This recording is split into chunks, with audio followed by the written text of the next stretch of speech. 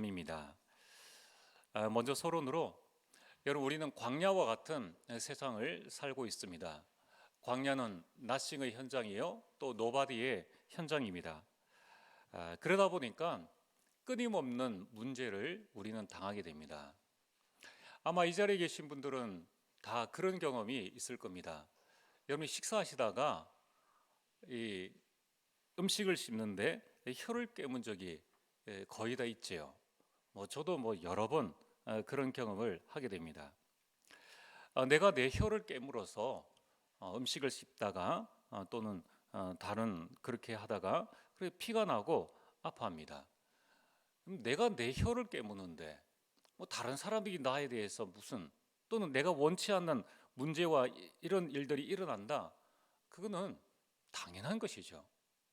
그래서 여러분들 인생은 문제투성이입니다. 왜냐하면은 나 자체가 인간 자체가 불완전한 인간이기 때문입니다. 또 이러한 불완전한 사람들이 모여서 나 중심으로 돈 중심으로 성공 중심으로 살게 되니 세상 역시 문제투성일 수밖에 없는 것입니다. 그래서 여러분들이 이 세상에 문제없는 개인은 없고요, 문제없는 가정, 문제없는 현장은 아무데도 없습니다. 여러분들 주변에 저 사람은 문제 없을 거야, 가장 행복하다고 생각되어진 그 사람에게 찾아가서 당신은 문제없이 잘 살고 계시지요? 라고 하면 뭐라고 하겠습니까? 내가 미처 알지 못했던 많은 문제들을 그들은 이야기할 것입니다. 자, 오늘 여러분 우리가 가지고 있는 문제에는 세 가지 종류가 있습니다. 그 첫 번째는 하나님께서 주시는 문제가 있습니다. 바울이 병이 있었는데 그 병을 두고 낫기를 기도한 것입니다. 그리고 요한복음 9장 1절에 3절에 보면은 나면서 맹인된 자가 있습니다. 나면서 맹인된 걸 그걸 누가 어떻게 하겠습니까? 하나님께서 주신 문제가 있다는 거예요. 두 번째는 내가 만든 문제가 있습니다. 그럼 나는 불완전한 인간입니다. 그러다 보니까 내가 연약해서 온 문제, 또 잘못해서 온 문제, 또 실수로 온 문제들도 많이 있다는 것입니다. 그리고 타인이 만든 문제도 있죠. 오늘 이 다니엘이 겪은 문제는 다니엘 자신의 문제가 아닙니다. 가만히 있는데 타인이 만들어서 오게 된 문제입니다. 여러분 이처럼 우리가 가지고 있는 또 당하고 있는 이 문제는 사계절용이에요. 봄에도 문제, 더워도 문제, 가을바람 불어도 문제요, 겨울 와도 문제. 사계절 문제요, 시시각각으로 문제가 오고 있다는 겁니다. 자, 그러면은 여러분 문제는 나랑 관계없이 계속 오게 된다는 거예요. 자, 지금 다니엘이 불신앙에서 문제를 당하게 되었습니까? 전혀 그게 아닌 거예요. 성령 충만해도 세상에서 말하는 문제는 올 수밖에 없는 것입니다. 그러면은 오늘 우리는 이 문제가 올 때마다 우리는 많은 것들을 선택할 수 있습니다. 그 첫 번째가 문제 올 때마다 낙심하는 거예요. 왜 내게 이런 문제가 생기느냐? 그러면서 불평하고 불신앙에 빠질 수 있습니다. 그럼 우리가 산 넘어 산이요, 여러분들이 지나간 인생을 살펴볼 때에 문제없이 완전히 행복했던 때가 손가락을 꼽아서 며칠이 되겠습니까? 별로 없다는 거예요. 두 번째는 이제 내가 그 문제를 어떻게 대처할 것인가? 문제를 가지고 낙심, 불평, 불신앙할 것인가? 아니면 다니엘처럼 이 문제를 누릴 것인가? 두 가지 중에 우리는 한 가지의 상황 속에 가게 되는 것입니다. 자, 그렇다면 오늘 우리는 본문을 통해서 이제 평생 우리에게 문제는 따라온다. 좋은 일도 문제가 되고 나쁜 일도 우리에게 문제가 되는 겁니다. 그러면은 이 문제가 왔을 때에 우리는 어떻게 해야 될 것인가? 이것을 다니엘을 통하여서 하나님 인도를 받게 되기를 바랍니다. 자, 오늘 본론 첫 번째로 다니엘은 문제가 왔을 때에 문제를 누렸습니다. 자, 누린다는 말은 영어로는 enjoy입니다. 즐긴다는 거예요. 문제 자체를 그냥 즐겼다는 것입니다. 왜 그렇습니까? 다니엘은 문제가 오게 된 근본 원인과 이유를 알고 있었습니다. 다니엘 1장 1절에서 8절, 이 바벨론이 예루살렘을 다 에워싸고 예루살렘을 공격을 했습니다. 그래서 성전에 있는 많은 물건들을 가지고 가고 많은 사람을 죽이고 그 가운데 좀 똑똑해 보이는 사람들을 포로로 끌고 왔습니다. 아니, 도대체 왜 하나님 믿는 자녀, 그리고 하나님을 믿는 나라가 이방 나라에 그렇게 처참하게 이 침략을 당하고 살육을 당하고 노예로 포로로 끌려가야 됩니까? 그 이유를 다니엘은 알았다는 것입니다. 그게 바로 복음을 몰랐기 때문에, 하나님께서 우리 이 나라를 선택하신 이유를 모르고 우상 숭배를 했기 때문이라는 거예요. 그래서 다니엘서 1장 8절에 다니엘은 포로로 끌려가서 거기에서 왕이 주는 그 우상에게 절한 음식을 먹지 않기로 결단했습니다. 다니엘은 포로로 끌려가도 그거 자체를 이미 마음에 바벨론에 왔을 때의 뜻을 딱 정하고 내 인생의 방향들을 딱 잡았다는 것입니다. 오늘 여러분들이 문제가 왔을 때에 내 인생의 방향을 정확하게 보고 이 문제의 원인을 알고 뜻을 정하면은 문제는 누리게 되는 겁니다. 여러분들, 어떤 사람은 파도에 휩쓸려서 죽지만은 어떤 사람은 그 파도를 기다리는 사람이 있습니다. 더 큰 파도가 일어나게 기다리는 사람이 있는데 그게 바로 서핑하는 사람들입니다. 그 사람들은 파도가 일 때에 주변에 있는 사람들이 자 나오세요, 파도가 일어납니다 하는 그때에 그들은 서핑을 타고 가서 파도를 마음껏 즐기는 거예요. 왜냐? 그 사람들은 그 파도를 즐길 수 있는 모든 준비와 또 방향이 딱 정해져 있기 때문입니다. 오늘 저와 여러분들이 내게 다가온 모든 문제, 오늘 이 메시지 이후에도 여러분들에게는 많은 문제가 옵니다. 그 문제를 즐길 수 있는 준비만 되어 있으면은 문제는 문제가 아니에요. 그 문제를 우리는 즐기게 된다는 거예요. 자, 그래서 오늘 여러분들이 이 문제를 반드시 누려야 됩니다. 그러면서 다니엘서 2장 1절에서 49절에 오늘 여러분들이 댁에 가셔서 이 메시지는 메시지 방에 다 올려져 있습니다. 여러분이 쭉 안 적으셔도 돼요. 뭐만 여러분이 가지고 계시면 되느냐? 다니엘은 문제를 누렸다. 이 부분만 딱 가지시고 이제 다니엘서 1장에 포로로 끌려간 다니엘은 뜻을 정했다. 이제 두 번째는 다니엘서 2장 1절에 49절에 예루살렘을 침략했던 그 느부갓네살의 왕입니다. 다니엘을 볼 때는 원수죠, 원수. 근데 그 느부갓네살 왕이 꿈을 꾸게 되었습니다. 그때에 이 아무도 그 꿈을 해석하지 못하는 그때에 다니엘이 그 꿈을 해석하게 됩니다. 그럼 이러한 문제가 왔을 때에 다니엘 하나님이 주시는 그 힘으로 그 꿈을 해석하고 왕으로부터 극찬을 받게 됩니다. 자, 오늘은 성경을 잠시 한번 찾아보겠습니다. 다니엘서 2장 46절에서 49절. 다니엘이 얼마나 누렸는가. 여러분, 지금 다니엘이 단순히 그 꿈을 해석해줬다 이게 아니라 느부갓네살이 꿈을 꾸자 여기에 대한 꿈에 대한 부분들을 알지 못하니까 이 2장 12절에 보면은 왕이 진노하고 통분하여 바벨론의 모든 지혜자들 다 죽이라고 명령했다는 거예요. 그러니까 꿈 해석이 안 되어지니까 다 죽이라고 명령한 그 상태입니다. 그때에 16절에 다니엘이 내가 좀 더 기도하고 그 해석을 왕에게 알려줄 것입니다 라고 해서 이제 그 말씀들을, 그 꿈의 해석들을 알려줍니다. 그 꿈의 해석을 듣고 난 다음에 왕이 한 말이 46절에서 49절까지의 말씀입니다. 46절에 이에 느부갓네살 왕이 엎드려 다니엘에게 절하고 명하여, 왕이 다니엘에게 엎드려서 절을 했다는 거예요. 그러면서 참으로 하나님은 참으로 모든 신들의 신이시요 모든 왕의 주지시로다. 내가 능히 이 은밀한 것을 나타내었으니 내 하나님은 또 은밀한 것을 나타내시는 이시로다.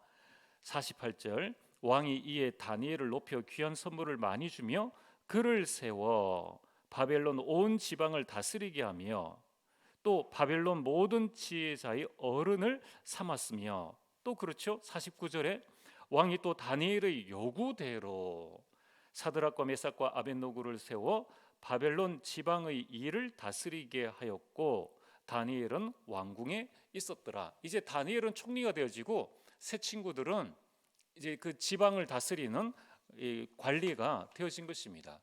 자, 이처럼 다니엘은 문제가 생겼을 때 모든 지혜자들을 죽이는 그 문제 가운데에서 다니엘은 그 문제를 누리는 축복들을 가지게 된 것입니다.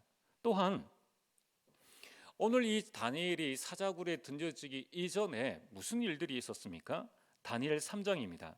다니엘 3장에 느부갓네살 왕이 이제 자기가 세운 새 친구를, 이 새 친구를 풀무불에 던져내는 그런 상황입니다. 자, 23절을 한번 보시길 바랍니다. 다니엘 3장 23절에 보면은 이 세 사람 사드락과 메삭과 아벳느고는 결박된 채 맹렬히 타는 풀무불 가운데에 떨어졌더라라고 말씀합니다. 그리고 이제 24절에 느부갓네살 왕이 와서 보죠. 그때 25절에 왕이 또 말하여 이르되 내가 보니 결박되지 아니한 네 사람, 결박되어서 들어갔는데 결박되지 아니한 네 사람이라고 말씀하고 있습니다. 그럼 그 결박을 누가 풀어줬느냐는 거예요. 불에 타서 풀어진 것이 아니라 누군가가 풀어줬는데 그 한 사람, 네 사람이 불 가운데 다니는데 상하지도 아니하였고 그 넷째의 모형은 신들의 아들과 같도다 하고, 그러면서 27절에 보면은 그들의 몸이 해하지 못하였고 머리털도 걸리지 아니하였고 그돛빛도 변하지 아니하였고 불탄 냄새도 없었더라. 다니엘은 이 새 친구가 풀무불 가운데 들어가는 그 상황 속에서도 하나님께서 함께 하신다는 이 사실들을 알았다는 것입니다. 그래서 29절에 이제 느부갓네살 왕이 뭐라고 고백하고 있습니까? 그러므로 이제 내가 조서를 내리노니 각 백성과 각 나라와 각 언어를 말하는 자가 모두 사드락과 메삭과 아벳느고의 하나님께 경솔히 말하거든 그 몸을 쪼개고 그 집을 거름토로 삼을지니 이는 이같이 사람을 구원할 다른 신이 없음이니라 하더라. 문제 가운데 뜻을 정했는데 모든 문제들이 왔을 때에 다니엘은 하나님의 역사를 본 거예요. 그 문제 속에 흔들리지 않았다는 것입니다. 또한 다니엘 4장 1절에 37절에 이 느부갓네살 왕이 두 번째 꿈을 꾸게 되었습니다. 그 꿈을 이제 또 다니엘이 해석해 주죠. 그때에 37절에 보면은 느부갓네살 왕이 이렇게 고백합니다. 그러므로 지금 나 느부갓네살은 하늘의 왕을 찬양하며 칭송하며 경배하노라. 하나님을 찬양하는 그 놀라운 일들이 일어나게 되는 것입니다. 그리고 다니엘서 5장 1절에서 29절에는 왕이 바뀌었습니다. 이제 벨사살 왕이 오게 되었습니다. 그때에 5절에 보면은 이 벨사살 왕이 이 성전의 물건을 가지고 잔치를 하고 있을 그때에 사람의 손이 나타나서 벽에 글을 썼습니다. 그때에 여러분 잔치를 하고 있는데 갑자기 사람의 손이 공중에 붕 떠서 벽에 글을 쓴다고 한번 생각을 해보십시오. 그것도 예루살렘에서 가지고 있는 성전의 그 물건을 가지고 성물을 가지고 이 잔치를 베풀고 있는 그때의 6절에 보면은 이에 왕의 즐기던 얼굴빛이 변하고 그 생각이 번민하여 널쩍 다리 마디가 녹는 듯하고 그의 무릎이 서로 부딪힌지라. 다리가 덜덜덜덜 떨렸다는 거예요. 이 두 무릎이 부딪힐 정도로 그렇게 떨었는데 7절에 왕이 크게 소리질러 술객과 갈대아 술사와 점쟁이를 불러오게 하고 바벨론의 지휘자들에게 말하되 누구를 막론하고 이 글자를 읽고 그 해석을 내게 보이면 자주색 옷을 입히고 금사슬을 그의 목에 걸어주리니 그를 나라의 셋째 통치자로 삼으리라 하니라. 아무도 못했어요. 그 다니엘이 또 이 글을 해석하게 되었습니다. 자, 이처럼 다니엘은 모든 문제가 왔을 때에 다니엘이 해결하지 못한 것이 없어요. 다니엘은 모든 문제를 누리고 그 문제 속에서 하나님의 영광을 드러낸 것을 보게 됩니다. 자, 그렇다면은 오늘 저와 여러분들이 처음 시작이 중요하죠. 처음에 내가 이 문제의 원인이 무엇인지를 알고 뜻을 정한 그때에 그 다음부터는 모든 문제들 속에서 하나님의 계획과 뜻을 발견하게 된다는 것입니다. 다니엘은 목숨이 왔다 갔다 하는 그런 상황 속에 문제를 누렸다는 것입니다. 자, 두 번째로 도대체 이 다니엘은 문제를 어떻게 누렸는가? 보좌의 축복으로 그 문제를 누렸다는 것입니다. 그래서 오늘 본론 두 번째는 보좌를 누린 다니엘입니다. 오늘 그 성경 본문이 바로 이제 왕이 바뀐 그러한 상황입니다. 다리오가 왕이 되어졌습니다. 그때에 다니엘은 어떤 사람이었습니까? 6장 14절에 보면은 이제 다니엘이 이 바벨론 전체를 메대와 바사를 다스리는 그 총리직을 맡고 있으니까 많은 사람들이 다니엘을 향하여서 모함을 하게 되었습니다. 그러면서 30일 동안에는 왕 외에 다른 신에게는 절하지 말자라는 이 명령을 이제 왕을 속여서 하게 된 것입니다. 근데 다니엘이 하나님께 기도를 했죠. 그 일을 알게 되자 이제 다니엘이 사자굴에 들어가게 된 것입니다. 그러면 그때에 이 다니엘은 어떤 상황이었느냐?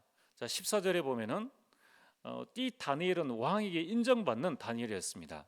14절에 왕이 이 말을 듣고 그로 말미암아 심히 근심하여 다니엘을 구원하려고 마음을 쓰며 그를 건져내려고 힘을 다하다가 해가 질 때에 이르렀더라. 해가 질 때까지 다니엘을 구원하려고 나름대로 힘을 썼다는 거예요. 오늘 이 본문에서 문제를 당한 다니엘은 어떠했으며 또 그 문제의 결정을 내린 이 다리오 왕의 상태는 어떠했으며 또 그 모함을 일으킨 그 자들의 상태는 어떠했을까? 여러분, 이 부분들을 보면서 우리 하나님 인도를 받아야 합니다. 여러분, 그러면서 16절에 보면은 아무것도 모르고 의인을 찍은 이 도장을 찍은 그 왕은 어떤 상태였습니까? 이 왕이 16절에 보면은 14절에 그렇게 말씀하고 있죠. 힘써서 그를 구원하려고 한 것입니다.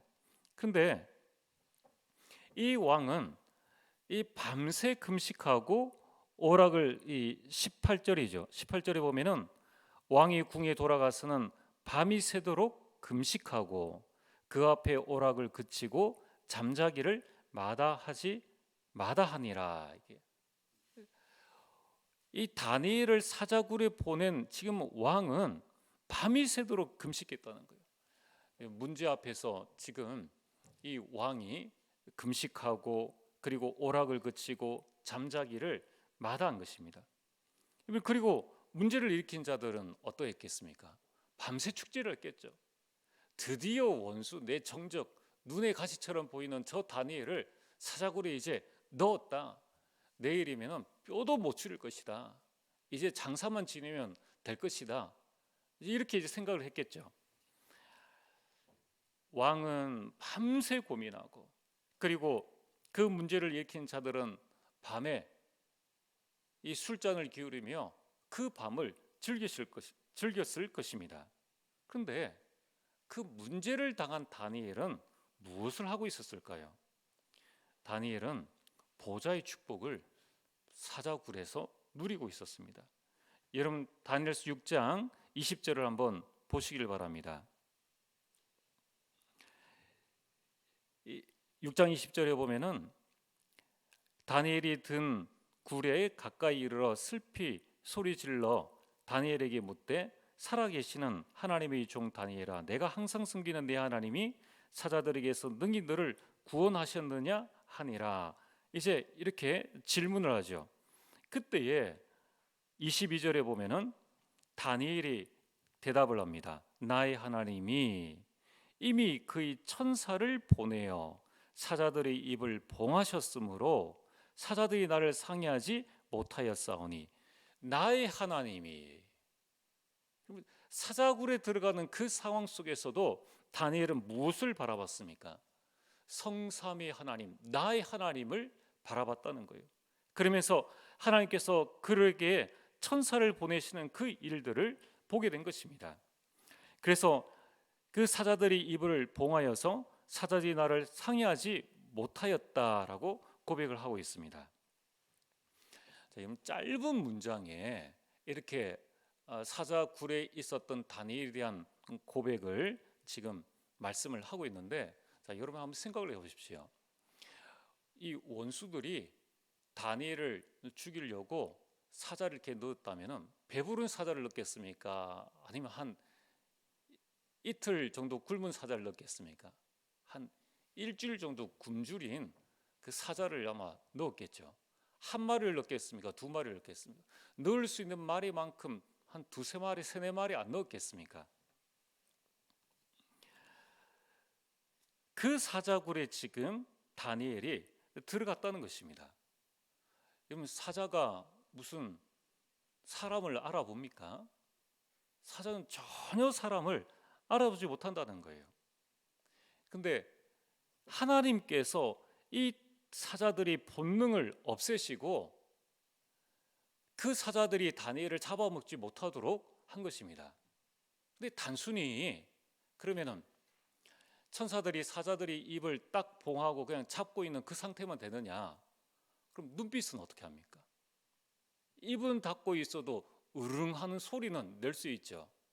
그러면 밤새도록 다니엘은 굴 모퉁이에 쭈그려 앉아가지고 저 사자들이 언제 달려들까 늘 고민하면서 으르렁거리는 소리를 옆에서 듣고 있을 때 그 심장이 쫄깃한 것을 밤새 어떻게 견딜 수 있겠냐는 거예요. 그러면은 사자굴에 나와서 왕이시여 하나님이 나에게 이런 말 못해요. 나오자마자 뭐라고 합니까? 아이고 살았다 이렇게 하겠죠. 그 말은 뭐냐면은 하나님께서 이 사자들이 입을 봉했을 뿐만 아니라 그 사자들이 본능 자체도 완전히 순한 양으로 만들어 주었다는 거예요. 여러분, 그래서 여러분 사자들이 입만 봉한 채 가만히 있다가 이 앞발로 한 번만 쳐도 사람은 죽거나 아니면 중상입니다. 그러니까 밤새도록 이 사자들과 다니엘이 경계태세를 갖춘 것이 아니라 편안하게 보좌의 축복을 누리며 사자와 즐겼다는 거예요. 여러분들 전혀 스트레스가 아니었습니다. 사자와 함께 있는 것이 전혀 스트레스가 아닐 만큼 하나님께서는 보좌의 축복을 다니엘과 아무것도 모르는 그 본능에 충실한 사자에게 하나님께서는 함께 하셨다는 것입니다. 그래서 다니엘은 밤새 사자와 그 밤을 즐겼죠. 그 밤을 누렸죠. 뭐 어떻게 했는지는 알지 못합니다. 그러나 막 경계하는, 막 스트레스 받는 그런 상황이 아니라는 것입니다. 여러분, 이것이 보좌의 축복입니다. 여러분, 우리 직장, 우리 가정, 우리 여러분들이 당하고 있는 그 문제가 언제 여러분들을 닥칠지 모르는 그런 이 우는 사자와 같이 두루다니며 삼키는 그런 문제들이 있다 할지라도 보좌의 축복을 누리는 그때에는 어떤 일들이 있습니까? 문제가 있어도 나는 아무 상관이 없어요. 이게 보좌의 축복을 누리는 자의 상태라는 것입니다. 자, 그렇다면은 오늘 여러분들이 이 보좌의 축복을 누리는 비밀이 무엇인가? 그것이 바로 다니엘 6장 10절입니다. 다니엘은 다 알고 있지 않습니까? 저들이 모함이라는 것을 알고 있었지만은 다니엘은 싸우지 않았습니다. 국정감사를 하자고 하지 않았습니다. 흑암의 역사임을 알고 있었기 때문에 그는 영적 싸움을 결단한 것입니다. 그게 문제가 생겼을 때 그렇게 한 것이 아니라 다니엘은 늘 하루 3번 하나님을 향하여서 늘 기도를 했다는 것입니다. 그래서 오늘 16절에 보면은 이 다리오 왕의 고백이죠. 내가 항상 섬기는 너희 하나님이, 네가 항상 섬기는 너희 하나님이. 그러면서 이 20절에도 하나님의 종 다니엘아, 내가 항상 섬기는 내 하나님이 사자들에게서 너를 능히 구원하셨느냐. 하나님이 너를 구원하셨느냐. 우리가 문제 당했을 때에 불신자들은 보고 있습니다. 저 사람이 저 문제 가운데 어떻게 하고 있을까? 늘 보고 있다는 거예요. 하나님도 보고 계신다는 겁니다. 그래서 하나님은 우리에게 보좌의 축복을 주셨다는 것입니다. 그래서 다니엘에게는 다른 사람에게 없는 영적 시스템이 있었는 거예요. 이것이 눈에 안 보이는 힘이요 다니엘의 무기인 것입니다. 다니엘은 이것으로 승리한 것입니다. 하루 3번 하나님께 기도하는 그 영적 시스템으로 말미암아 나신과 노바디의 현장에서 그는 정치 현장에서 완전히 싸우지 않고 승리한 것입니다. 수준 이하의 사람들을 넘어서고 이용당하는 왕을 살렸고 국가를 살린 것입니다. 여러분, 이것이 바로 보좌를 누리는 자의 큰 축복인 것입니다. 그렇다면 오늘 결론입니다. 우리에게 필요한 것은 무엇입니까? 문제를 누리는 영적 시스템을 갖추는 것입니다. 여러분, 우리는 꼭 기억을 해야 됩니다. 고린도서 10장 13절에 사람이 감당할 시험, 감당할 문제밖에는 우리에게 없다는 거예요. 중요한 것은 하나님은 우리에게 감당할 시험을 주시는데 우리가 그것을 감당하지 못해서 나사빠지면은 아무 쓸모 필요가 없다는 것입니다. 그래서 오늘 우리는 문제를 축복으로 만드는 영적 시스템을 갖춰야 합니다. 이런 우리가 서론으로 돌아가 보면은 하나님이 주신 문제가 있습니다. 여기에서 중요한 것은 하나님의 뜻과 계획을 발견하면은 되는 것입니다.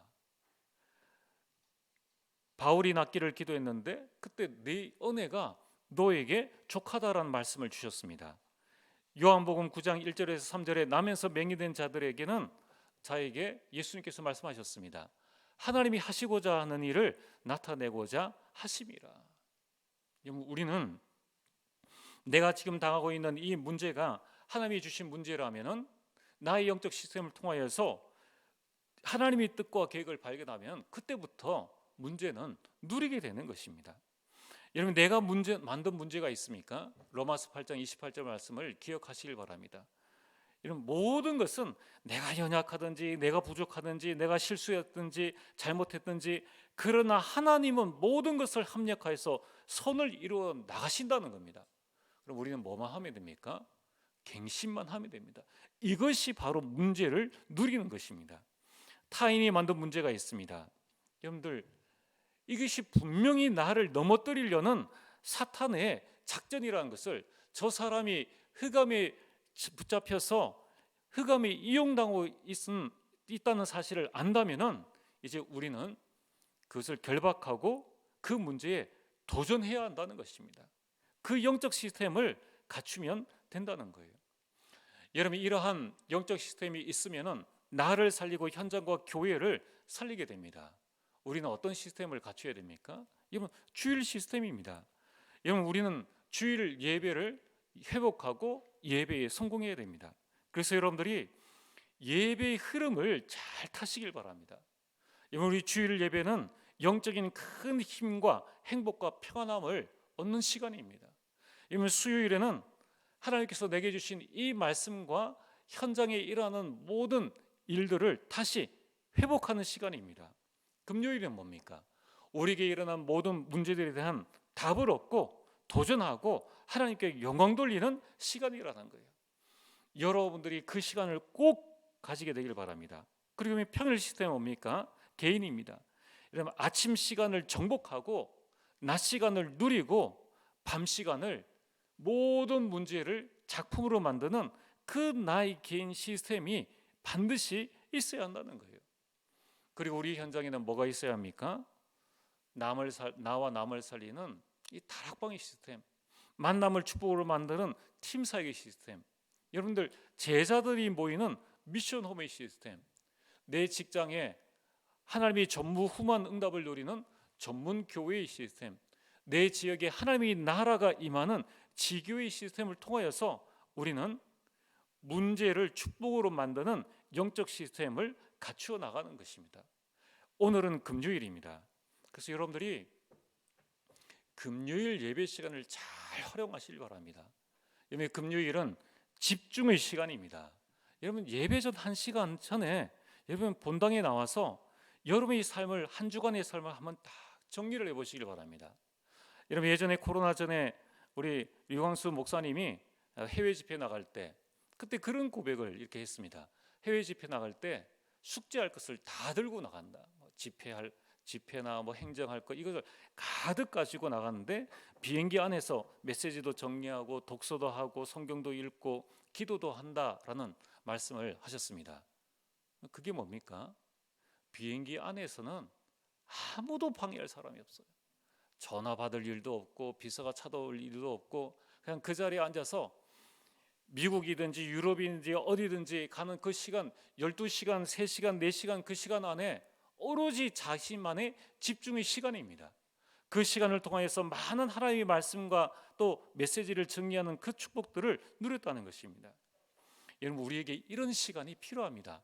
일주일에 1시간만이라도 예배에 참여하는, 예배를 드리는 것도 중요하지만은 일주일에 1시간 여러분이 차분히 이 한 주간의 삶을 되돌아보고 말씀을 점검하고 그 속에서 나에게 일어난 문제들과 일과 축복들을 정리하는 시간들이 필요하다는 거예요.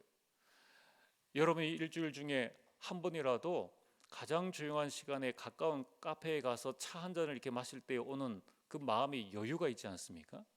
그게 우리 또 삶을 회복시켜 줍니다. 그래서 세상 사람들은 일부러 이 시간을 가지는데 멍 때리는 대회, 가만히 그냥 바다를 쳐다본다든가 뭐를 한다든가 이게 멍 때리는 시간을 가진다는 거예요. 그 말은 뭡니까? 우리가 무언가에 집중할 시간을, 모든 것을 차단하고 집중할 시간이 우리에게 필요하다는 것입니다. 그래서 여러분들 이 금요일 예배 시간은 1시간 전에 본당에 한번 나와보세요. 얼마나 좋은지 모릅니다. 여러분들이 이 금요일 시간은, 이 불금은 하나님을 즐기는 시간입니다. 여러분의 그 문제를 누리는 시간이요, 하나님께서 내게 주신 이 보좌를 누리는 시간이 바로 이 시간이 되어지는 겁니다. 그래서 여러분들 금요일 1시간 전에 이 성전에는 아무도 여러분들 방해할 사람이 없습니다. 조금 시간을 좀 정리를 해서 나와서 여러분이 기도도 하고 호흡도 하시고 또 이번 주간 정리도 하시고 또 다음 주간에 어떤 일들이 일어날 것인가를 보면서 내 한 주간의 삶을 정리를 하는 것입니다. 여러분, 이런 정리가 되어져야지 이제 우리 후대들에게 다음 것을 전달할 수 있는 것입니다. 그래서 이제 우리 렘넌트들도 좀 집중의 시간이 필요합니다. 그래서 우리 렘넌트들이 좀 방학을 하면은 우리 초, 중, 고, 대청 같이 금요일 저녁에 우리가 나와서 우리 렘넌트 중심으로 찬양팀을 또 구성을 하고, 여러분 겨울 1월, 2월 그리고 여름 7월, 8월 이렇게 우리 금요일에 부모님과 함께 여러분 우리가 와서 기도도 하고 또 이 금요 예배에 또 여러분이 참여해서 하나님의 인도받는 정말 나에게 일어나는 모든 것들을 문제도 누리고 또 하나님 주신 축복을 누리는 그런 시간들로 가지게 되기를 주의 이름으로 축복합니다. 우리 오늘 주신 말씀을 기억하면서 찬송가 214장 찬양을 함께